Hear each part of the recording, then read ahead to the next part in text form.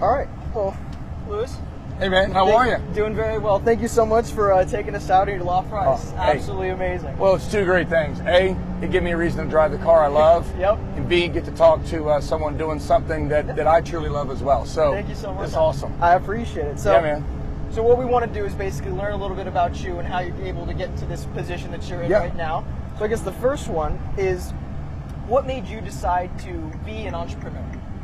That's a great question. Okay, so the honest answer is I've always known that, honestly, since I was a little boy, that I knew I wanted to own my own company. My dad owned a small company, kind of more mom and pop company, and I'm very proud of my dad. He's done really well for himself.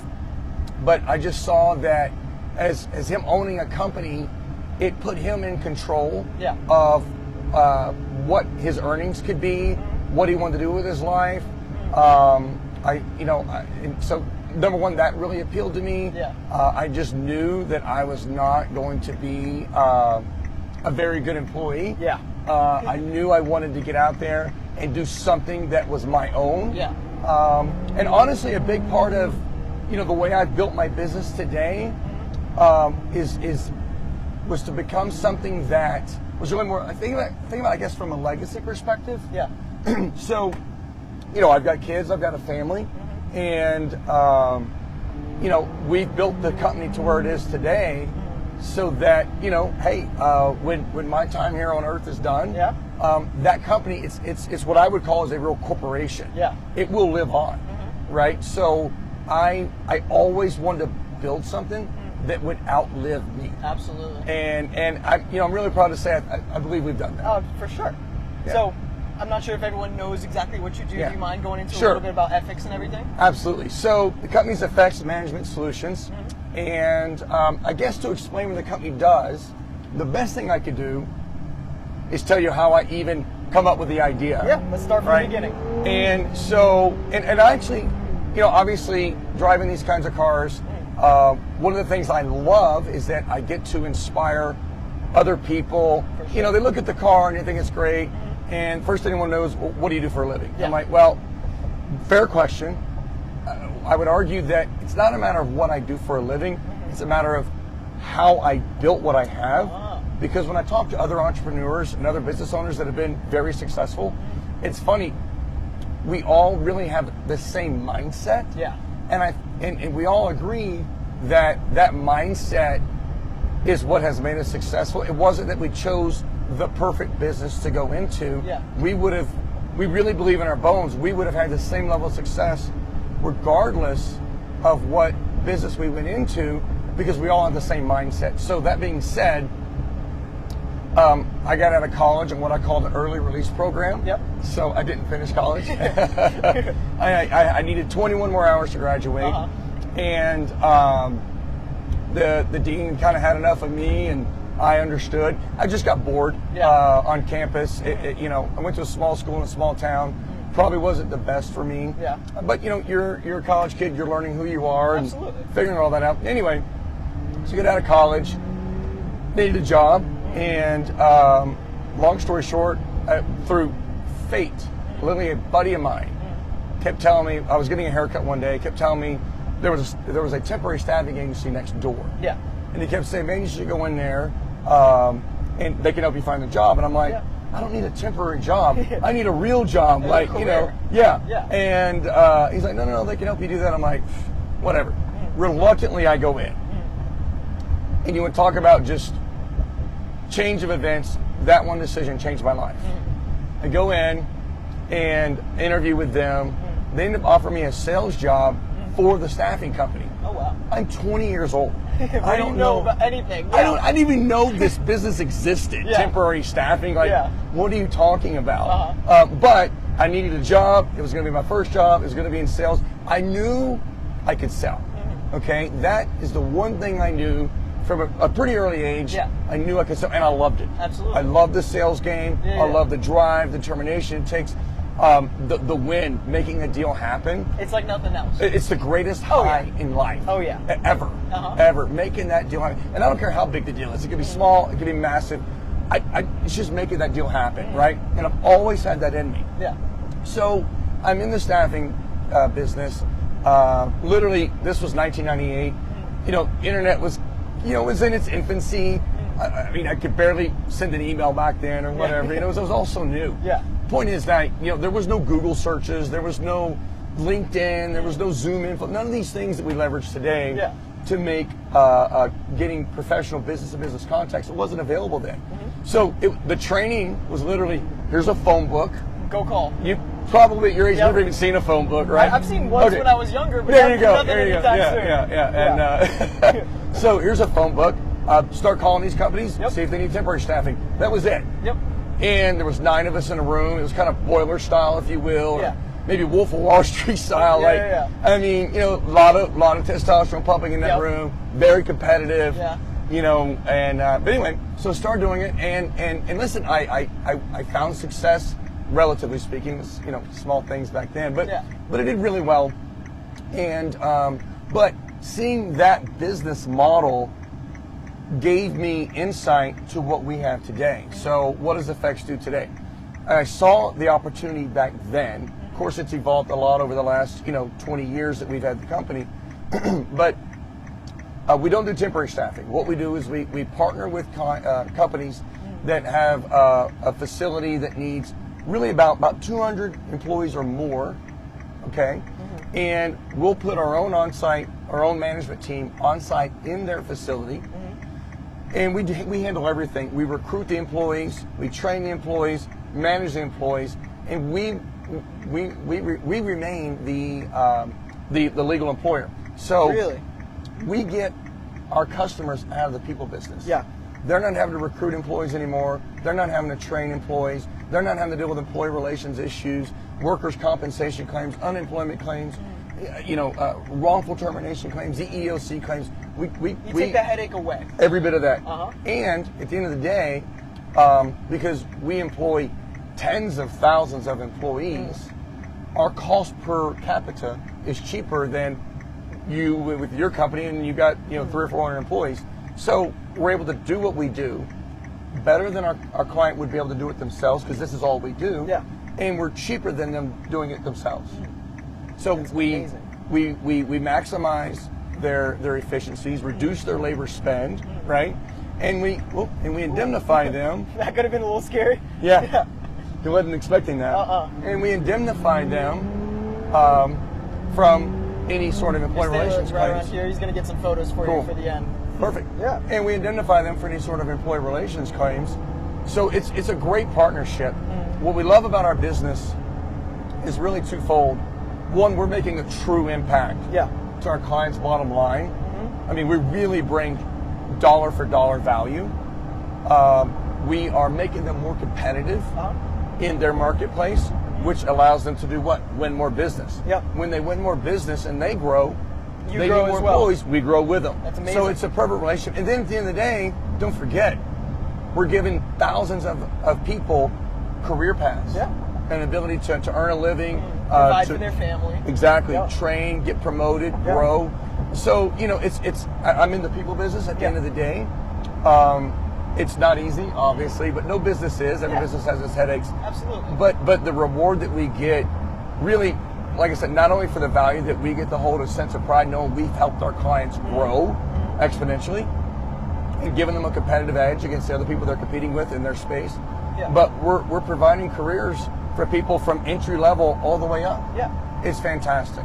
So you touched on one thing. You're in the people business, and you have over, you know, tens of thousands of employees and everything like that. A bunch of people that are going to, you know, hopefully be watching are going to be looking for jobs for a little bit before they start the run. What do you think is the key to hiring great people? Because it seems like that's part of the lifeblood of your business. That's a really great question. So, you know, what you've really got to look for, and I don't care whether someone's starting entry level, no skills, or you're looking at your next CEO, COO, you've got to find people that are passionate. Right? You know, I have a saying where I tell people all the time, I can train you and I can give you skills. We can teach you to do a job. I can't teach you to care. Okay? And I can't pay you enough for you to care. Believe it or not, I've seen many people come and go through the years that are making well into the six figures that will still do the bare minimum to get by. Oh yeah. Just to meet their minimum standards. Yeah. And when you find people that really care, so look for people that want something for themselves. They take pride in themselves. If they take pride in themselves, they're going to take pride in the job that they do because that's a reflection of them. Gotcha. Right? And so, and that applies to any job at any level. That's what you've got to look forward to. Second to that, and just as important, when you find people like that, there's two things you've really got to do to really get their buy-in to whatever it is that you're trying to do. Yeah. You've got to treat people with respect, and you've got to demonstrate your loyalty to them. Again, going back to the whether you're entry level or you're an executive, you can't command someone's respect, and you can't pay them to be loyal to you. It doesn't matter how much you pay someone, right? The way you get that, and again, I'm in the people business, so you have to understand how to treat people. When I first give you my respect and I demonstrate my loyalty to you, you're going to feel that. You're going to feel like this guy genuinely cares about me, right? He's bought into my future. This guy has stood up for me. He's been there for me. He's helped me along the way, and he's always treated me with the utmost respect. What are you going to do in return? Do the same. You're going to do it in return. Yeah. You're going to give me, hopefully a lot of respect, and you're going to be very loyal to me because I've demonstrated my loyalty to you. And that's the culture people have to build upon. That's the management style that I insist in my company, not only my company directly, but obviously we're providing, thousands of employees for our customers. Yeah. And this is part of what we try to teach them and train their management teams on is, listen, you can look at employee retention and turnover and those kinds of things, and turnover really hurts a company. You can't ever drive your maximum efficiencies if you're constantly bringing in new employees every week or train them and do the whole 9 yards again. Yeah, absolutely. And again, that's at any level. So when you learn to treat people that way, people that we need to pay them more. No, when you treat people that way, you develop a company culture that people feel a part of, and they don't want to leave. So most of my clients are in manufacturing, right? So if there's another, Amazon DC down the road or whatever it may be that's paying $1 more an hour or whatever, these employees are not going to jump for that because they know what they've got here. Yeah, I may make $1 more an hour over there, but that company churns and burns through employees that don't treat people well, all the things that go into that. And I'm not saying Amazon does that, by the way. I'm just using that as an example. I'm not saying Amazon does that in any way.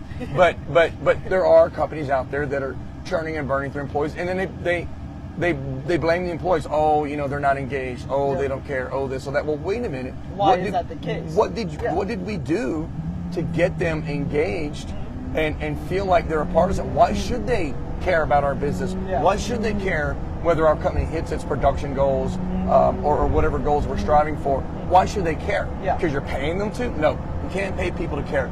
You've got to create that company culture, that management style from your executive all the way down to your line leads or whatever type of business you're in. That leadership mentality has got to exist top to bottom. I got you. One of the things that you mentioned just now was something about passion. Yes. What is passion to you? That's a very good to define it. Because I'm naturally a very passionate person. I saw something today that resonated with me, but I'll go after you. Okay. So I don't have a canned response to that, but they're trying to cut in front. When you, I think they're hanging. Oh, they're hanging. Okay, yeah. Cool. So passion for me is something that you do regardless of the financial reward for it. Passion is what drives, because anything that you're striving for in life, if it's worth having, it's going to be difficult to achieve. You're going to have setbacks. You're going to have people around you that tell you you're crazy. It's never going to work. You need to change direction. You need to do this. You need to do that. Everyone's got an opinion, by the way. All right. Passion is that drive in you that you overcome everything and anything that comes your way. Yeah. Regardless.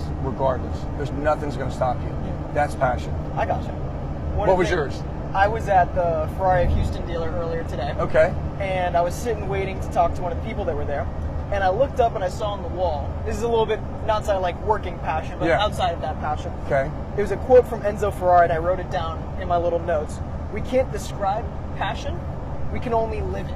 Oh, I've seen love that quote. that quote. That's a phenomenal quote. It's so good. Oh, yeah. It's so good. Yeah. That's probably the best canned answer I could think get. so, yeah. Yeah. And I'm sure he didn't even think about it, too, which is the craziest thing. It just came out like that. Yeah, no, he just spoke it. Yeah, for sure. Yeah. So, what have you learned from being an entrepreneur that you think might inspire younger entrepreneurs that are just starting out on their journey? Boy, what have you learned? Boy, you learn a lot. Yeah. I mean, you learn a lot. You know, here's what I tell people. You know, it's easy to look at guys that are in my position today, and, you know, you see the life we live and, you know, the toys we have and all those things, right? And that's all great and well and good. You know, every one of us have paid our dues.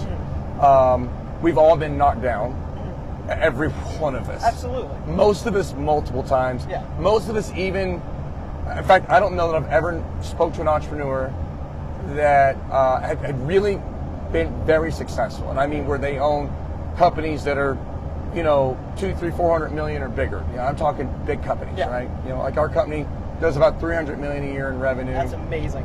Thank you. You know, the goal is to get it to $1 billion in annualized revenue. Yeah.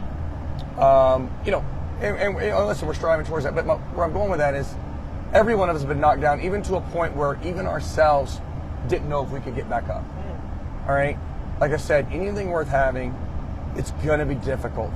And the word difficult doesn't even begin to describe how brutally hard it's going to be at times. Yeah. One thing I've learned is you just never quit.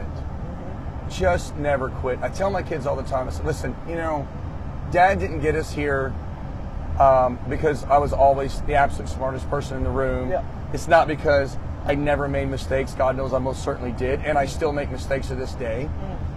The difference between me and the people that I've seen come along, people that I thought were smarter than me, maybe I felt like they had better social skills than me. Yeah. Maybe they were a little more quick-witted than me, and I've always recognized that in other people because I try to learn from them, right?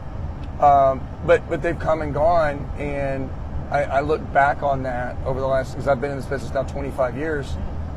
The only difference between me and them is just I was the SOB in the room that refused to quit. Yeah. That's the bottom line. I look back over that, and I just kept going and going and going. And like I said, we've been knocked down. That's the way it goes when you're an entrepreneur. If you're not prepared for the blows, you're probably not built to be an entrepreneur, because just know it's coming. There's so many people, and there's a lot of times when I talk to people about being an entrepreneur, I discourage them to a large degree. Yeah, I'm in the people business, so I'm pretty good at reading people right away. That's my product at the end of the day, right? And I'll see people, and they think they want to be an entrepreneur because they see this type of end result, if you will, right? Like we talk about the cars and the toys and the watches and the planes and all of those things, and they didn't see the grit and the strife and the adversity that you go through to get it there, right? And I can see the look in their eyes. It's not they're going to take a body blow one time and they're out, right? They're out. They're going to be done, you know. And I get that, and so I would rather discourage them from going down a path that I know that they're not built for this. They're going to be great somewhere else, and the best thing I can do is try to steer them that way as quick as I possibly can, so that they can be their best selves and find their best life, their best level of success, and something that, listen, when you're good at something, it's fun. Yeah, absolutely. Right? And not everybody's going to be good at being an entrepreneur. Not everybody wants to be, you know, in a leadership position.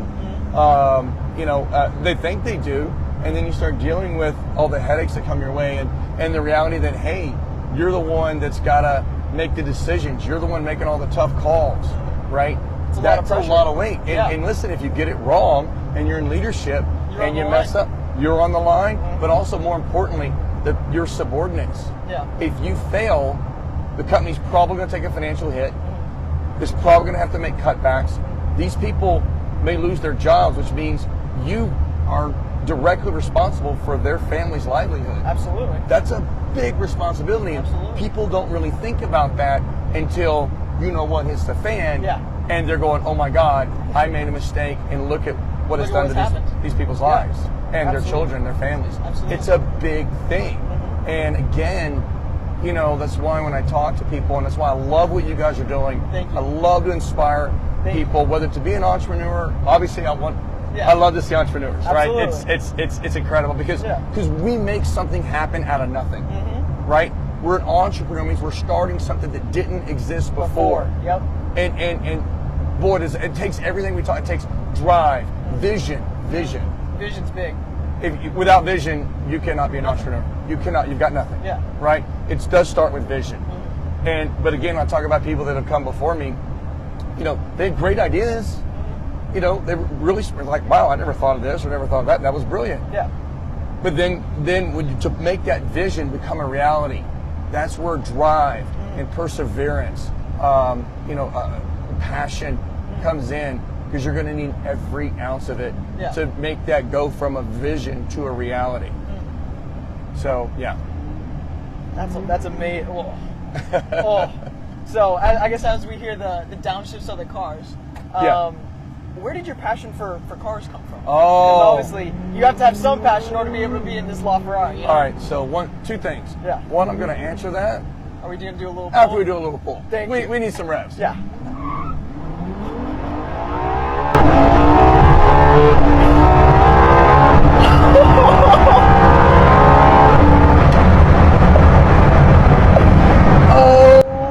So good. My God, that is absolutely crazy. Here's the best part, though. Yeah. Oh, it's so good. Oh, again.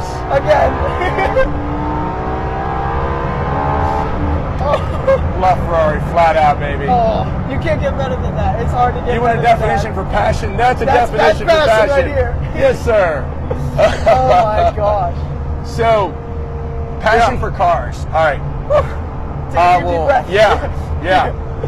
Passion for cars, Oh, so good. It's hard to slow back down. Okay. Oh, yeah. So, they won't be able to hear us on the mic over the engine. Okay. So, passion for cars. So I'm 8 years old.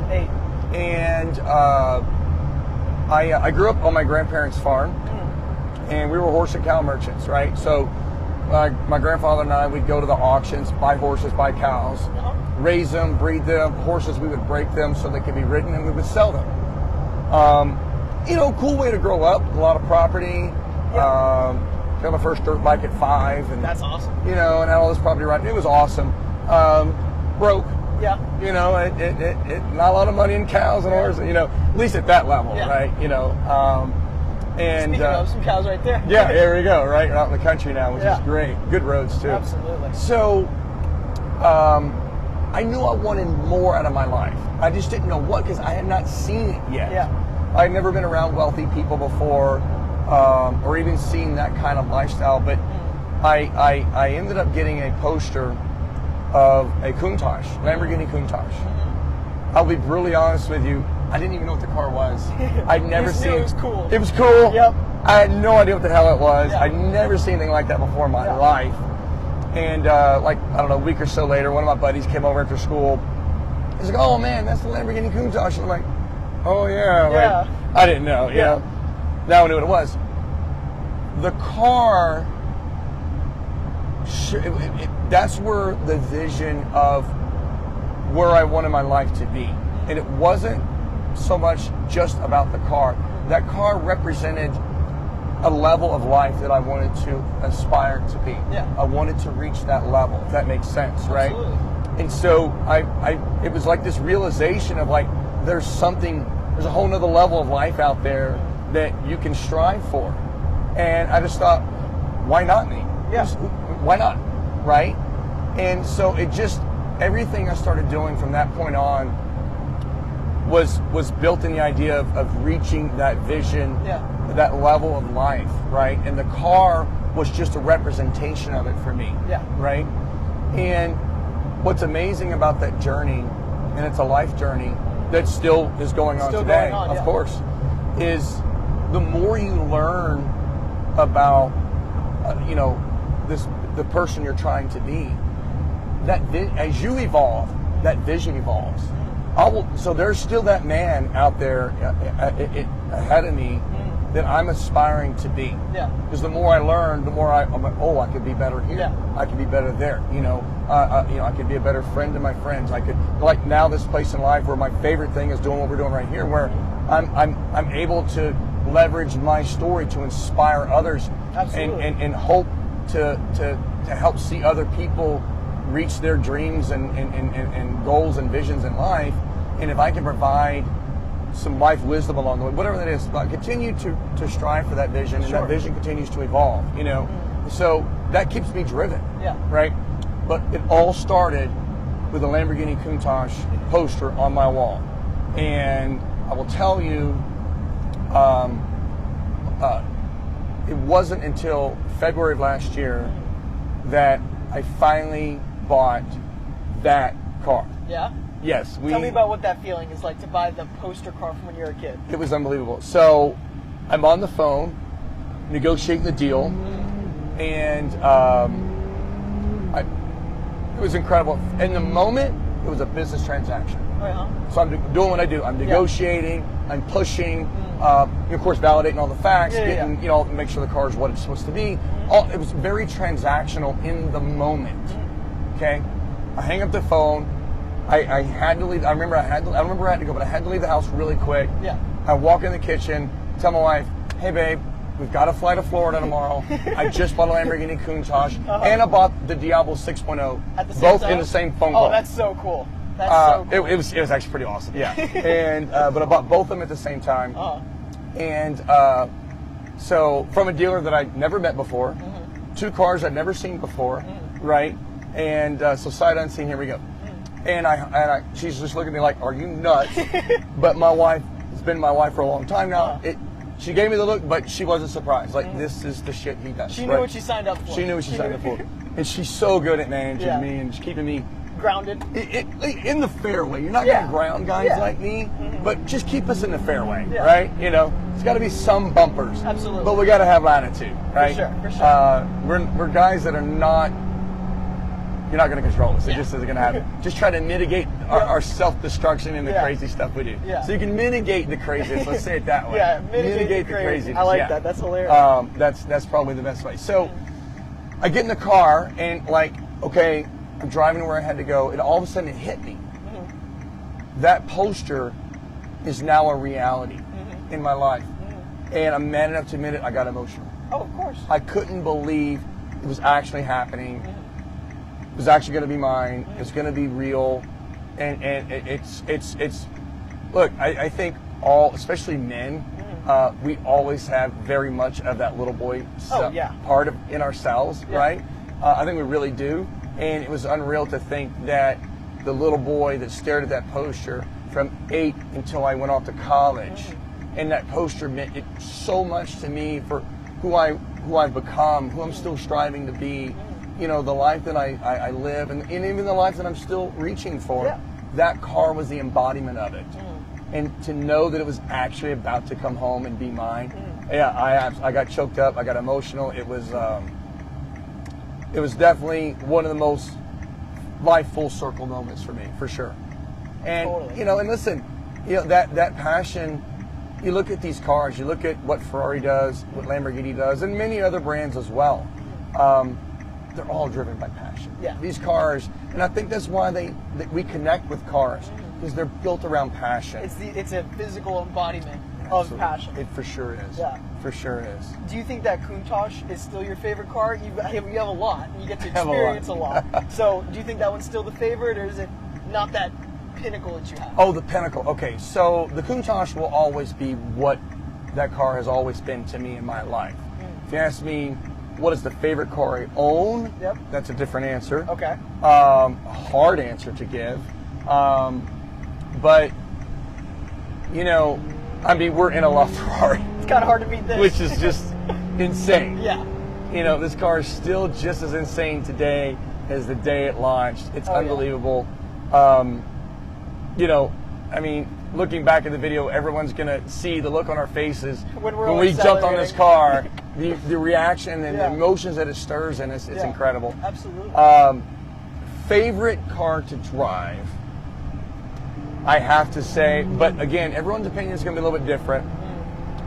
I consider myself a hardcore driver. I mean, I race Ferraris in a challenge series, for God's sake. It's kind of hard to not be a hardcore driver if you're doing that, you know? And so, with that being said, we got a road closed. That's not ideal. All right. So, with that being said, you know, I want a car that's raw, visceral, and it's only going to give back to me what I put into it. Yeah. Ferrari F40, baby. Yeah? Oh my God. And tell me about that, because you have a blue one, which I have never ever seen a blue one before. So how does that work? Because I know all of them came from red from the factory. They all came red from the factory, that's right. That is correct.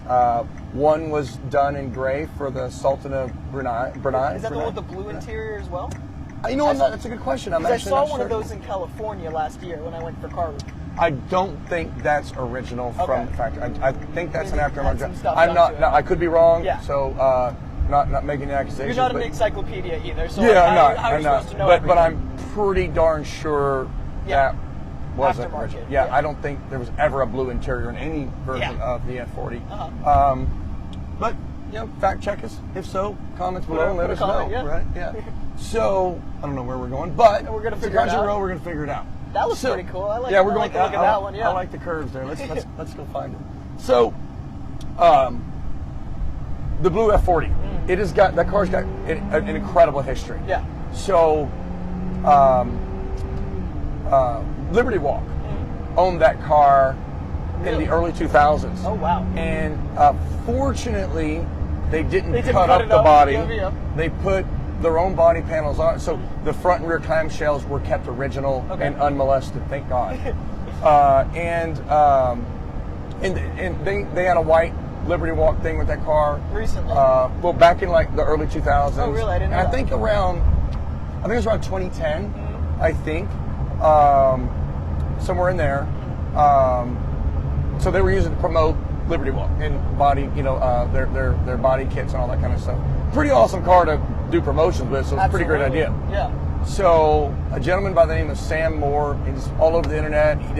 He's done a lot of content with the blue F40. He bought the car from Liberty Walk, had it sent back to Italy, and so the Ferrari Classic K division, they use a company called Zanassi, which is like 100 yards down the road from the Ferrari factory. And believe it or not, so Zanassi actually paints almost all the limited edition Ferraris. Really? So yeah. So and again, the best of my knowledge, and I'm pretty darn sure that all the original F40s, F50s, I believe even like the LaFerrari, right now all the SP3s are being painted by Zanassi. And then Zanassi also works with Ferrari's Classic K division to do a lot of the Classic K restoration work. So he had the car painted a Porsche blue, believe it or not, and Zanassi painted it. A little sacrilegious. A little bit, a lot of it, actually, a lot of it, yeah. And but listen, it was done by Zanassi. The car was fully restored, back to factory original. They did a phenomenal job. I drive that car a lot. I drive it hard, and the car is fantastic. And then, of course, he had to paint it blue. But listen, Ferrari Classic K certified the car because it was all done with their partnership with Zanassi, which is fantastic. They made it legit. Car's 100% legit. Yeah, you know, you'll see some like, you know, comments and controversy, and everybody thinks that they know this or that. Appreciate that. But yeah, the car was done by Zanassi. We're actually going to be releasing some content on that. I just today connected, well, Sam Moore just connected with me on Instagram today, so I'm going to be reaching out to him. That's coming to you, Sam. There we go. And I'd love to get him here. He's in the UK, I believe. Get him here to the US, back in his blue F40 originally. And I want to sit down. Make a full circle for him. Exactly. And I want to go through the whole story. I mean, because there's a lot of details about, you know, how he acquired the car, how he chose that blue color, the process of getting the car restored by Zanassi, all those things. I myself want to know. Right? I really want to know. That car's in our forever collection for sure as a family, and it's a very special car to us. That was you know, the F40 was. That was almost a dream that was so big that I wouldn't even dare to dream it when I was younger, like an F40. Are you kidding me? And you know, and we have it, and thanks to what Sam did and his vision there, you know, we have one of one, and it's got its own identity, and it makes it an even more special car. Very special. Yeah, it is amazing. Yeah, I can't. I've not seen it in person yet, but I'm excited to at some point. Yes, for sure. So there are going to be a bunch of kids that go through our program. Yes. They're about high school age, 16, 17, maybe 18. And they're going to be at a crossroads coming up. You know, they're going to have to make big decisions and everything like that. Of course. What would be a piece of advice that you would give them that you haven't necessarily covered yet so far, that you think would be very impactful for them, that could help them, you know, move forward in the future in the right direction? That's a great question. So there's several things. You know, there's no one silver bullet that leads to success, right? Yeah. There's no one silver bullet. It's a culmination of a lot of different things that have to happen. Number one, all the attributes that we've already talked about. Yeah. Okay, let's start with that, right? Someone's taking a video of yeah, right there. My man. So from there, you know, you need to figure out who you are. And that's probably the hardest part when you're young, because you don't know. And that just takes some life experience, some personal growth. But I encourage people, the only way you can grow is you've got to be able to look yourself in the mirror and take responsibility for yourself. Yeah. You got to hold yourself accountable. Could I have been better in this situation, or in this moment, or that moment, right? What am I really doing here? Yeah. Right? Am I really putting all of my effort forward, or am I kind of, you know, half-assing it? Yeah. Truly. And only you can answer that question, right? You can fool everybody around you, Yeah. right? But you know whether you're really putting your best forward. You know that. Are you really looking at yourself every day and going, how could I be just a little bit better than I was yesterday? Yeah. Am I really pushing myself for that personal growth to grow? Because if you don't grow, you can't evolve, you can't learn. And without that, I don't care what you do, the best you'll ever be is mediocre. Yeah. Sorry, that's just a reality, and it's a hard reality. And I think our society today has gotten further and further away from true personal responsibility. Yeah. It's always someone else's fault, Yep. and someone's always a victim. Yep. Right? Yeah, let's see how that goes. It's not going to turn out well for them. It's not going to do well. On the right side, though, it makes people that do take over that responsibility and everything, it makes it so much less competition, because everyone else is not, you know, holding themselves accountable. You know, sir, that is brilliant that you say that. I say that to my kids all the time. I say, listen, I got to be honest with you guys. I think your generation is ripe for the taking, because, you know, my generation, and of course there's a couple generations between you and I, but not that many. Not that many. No, not that old. But you know, listen, you know, people my age growing up, everyone had, you know, decent social skills. Everyone, by and large, there was much more personal responsibility back then. Yep. Everyone's in this victim mindset and all that kind of stuff. And listen, technology has had a lot to do with that too. You know, people don't, everything, like I said, I'm in the people business. Yeah. We've talked everything about my successes, not only my personal successes, but I think the things that it takes for other people to be successful leaders and entrepreneurs. I've talked nothing but about people skills. Yeah. Well, social media and everybody having their faces in their phones, I've seen a massive decline. It takes away. And so it's in people skills, social skills, right? And so I think if you've got the qualities that you and I have been talking about this entire time, you stand head and shoulders above everyone else today. Yeah. So I think it's easier to just dominate in this day and age and moving forward, at least for the foreseeable future, if you have those attributes, because I really do believe the level of competition overall has come down. Yeah. For sure. Yeah. So personal growth, personal responsibility, and look, here's the other thing, and this is my answering your question of advice to young people. You got to have a vision. Absolutely. You got to start with that vision, but I want you to understand something about that vision. If you have any wisdom and you're truly hold yourself accountable, you keep your eyes wide open, and you continue to force yourself to learn and evolve every day, guess what's going to happen? That vision is going to evolve. Yep. It's going to change. You're going to learn things that you didn't know before. So have that vision, but know that you need to be learning and growing, and that vision needs to be learning and growing and evolving. You know, listen, you can start out with a vision today, but there's a lot of stuff that you probably don't know right now. And if you're not learning, you won't learn, oh crap. Yeah. We need to evolve or change or alter that vision some way, because I've now learned things I didn't know yesterday or 6 months ago or a year ago. I see people just get tunnel vision, right? And they think that, oh, I'm being bold and I'm being driven. Yeah, you are, but you're also driving in the wrong direction. Yeah. You right? gotta be open in all the other directions. You gotta keep looking around. You gotta keep looking around. The situation, nothing's static in business. Listen, one of my favorite things I always say, through all the years I've been doing this, the only thing constant in business is change. Every day the game is changing. Every day it's evolving. There's new competitors rising. There's companies that make mistakes and they're paying catastrophic prices for that. And that means there's opportunities every day. You've got to keep your eyes wide open to see those opportunities. You've got to be ready to pivot, and you've got to stay agile in your vision and your direction and your drive, so that when those opportunities present themselves, you're the guy or the gal there with the vision to go, there's an opportunity, I see a window, let's go. Yeah. Listen, when I started in the temporary staffing business, I didn't even know how that business worked, number one. And I darn sure had no idea there would be a place in the market for our business model.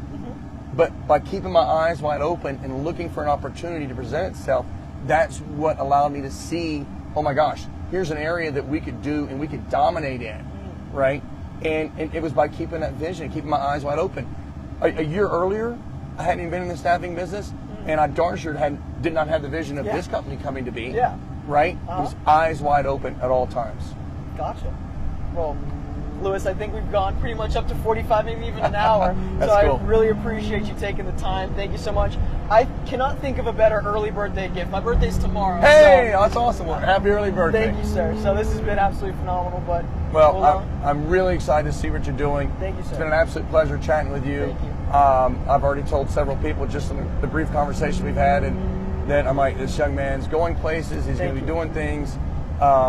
And I'm excited to see what you do in the future. And if there's any way possible that I can help, be a part of it, or even just there to cheer you along, I want to be there with you. Thank you, sir. All right, man. I'm excited to have you out of Coda, too. Yes, looking forward to it. Looking forward to it. We're still trying to decide what cars we're going to bring. I'd love to put this on the track. I'm weighing the options there. Yeah, I'm weighing the options there, you know.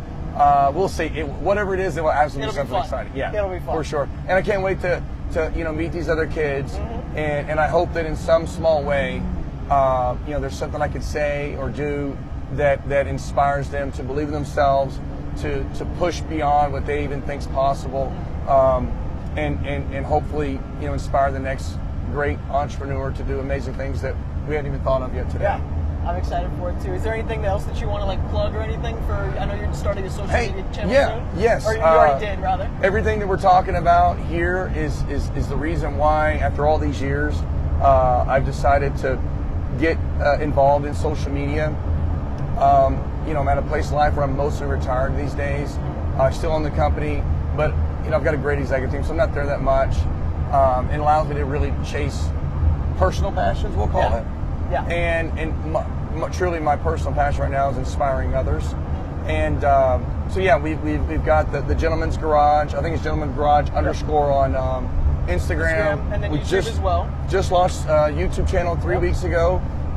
Listen, it's only been 3 weeks, already got over 51,000 views. But the point of the social media is to get a broader outreach, to hopefully motivate and inspire others on as broad a scale as possible. That's our idea with our YouTube channel. Exactly. This is going to be the first video. Hey, no kidding. Yeah, yes, well, sir. That's an honor. Yeah. That is an honor. But yeah, so it sounds like our paths are directly aligned here, and I can't wait to do more content with you. Yes, sir. All right. And we're out today.